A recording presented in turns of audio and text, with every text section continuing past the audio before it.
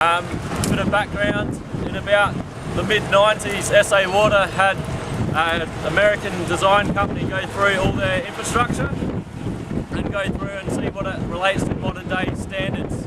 Having been that this is the newest dam built in South Australia, and this was finished in 1974. So standard wise it was probably designed on something from the 1950s. These days there's lots more people and houses and infrastructure downstream, so the consequences of a dam failure are much higher. So in doing that, they came up with a big list of all their dams and what had to be done for each one. And they've been slowly, systematically, since 2001 they started the first one at Hope Valley, and we're doing what they call a safety upgrade. But AVCO undertook the first one at Hope Valley in 2001. There's since been another 5, of which we've undertaken 4 of the 5, and this is number 6. And price goes in today for our, we're starting the number 7 at South Para, which is about 20 k's that way.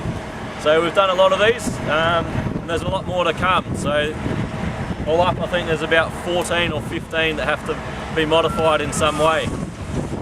What they discovered is that the reservoir was already full, and you had a 1 in 18,000 year flood, that the dam wall will overtopple. The existing spillway, which you can just sort of make out here where the street lights are, can't keep up. Water would flow over, wash the back of the dam wall out, and would send a 9 to 10 metre high flood wave all the way to the coast, wiping out all of Salisbury, Elizabeth, everything to the city, through the Torrens, all Port Adelaide, all gone. So they decided that they needed a secondary spillway to help control the flood mitigation. So you can see that's basically what we're doing here. There's 310,000 cubic metres of material that has to come out of here. It all gets dug down to the level you'll see lower down, which we'll walk through.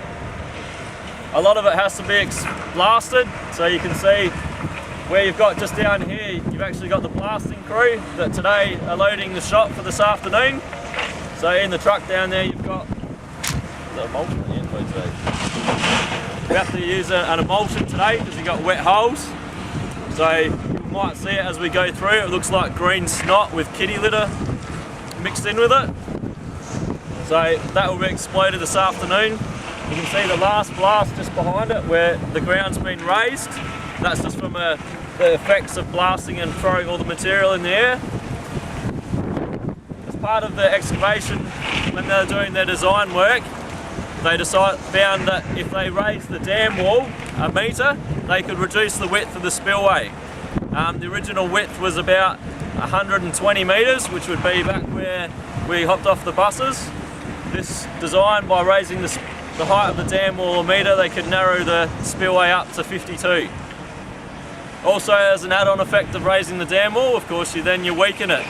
So what they then had to do is we've had to put a stiffening in behind the dam wall, which you can kind of see along the crest. You can see where the new concrete is. You've got the dark band or the dirty section, whereas the old concrete, and you can see the new stuff again on the bottom where the orange conduit's running along. But we might run through that a little bit more as we get over there. This is an SA Water project, as I mentioned. The designers were GHD.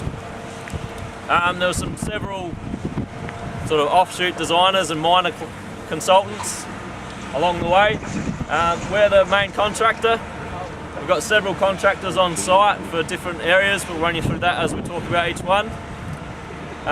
This was done under what they call an early contractor involvement, or an ECI scheme. Traditionally you go out for a tender. SA Water would ask everyone submit your quotation and pick the best price. This was done a little bit differently. We were asked to submit a budget back in 2007. We were then involved throughout the design, giving design advice, constructability advice, telling the designers where they're wrong or where you can't actually build something, and also giving budgetary advice. That process worked through so that basically that we had to submit a price, but it was only ourselves, and that was audited by a third party and accepted, and here we are almost 2 years later. So from here you can see sort of several processes. Like I mentioned, you got the blasting crew. working on the high side. You've got a couple of excavators loading from a stockpile. You've got a crushing crew, which is broken as per normal. They break down all the time. Then lower down, you'll see as we walk through, we've got some detailed excavation work which is going for the fuse gates, which I'll talk about when we get down there. So feel free to take as many photos as you want, and we'll just stay up here for a couple of minutes, and then we'll meet over by that gum tree, and then when you're all done, and we'll walk down and we'll have a look.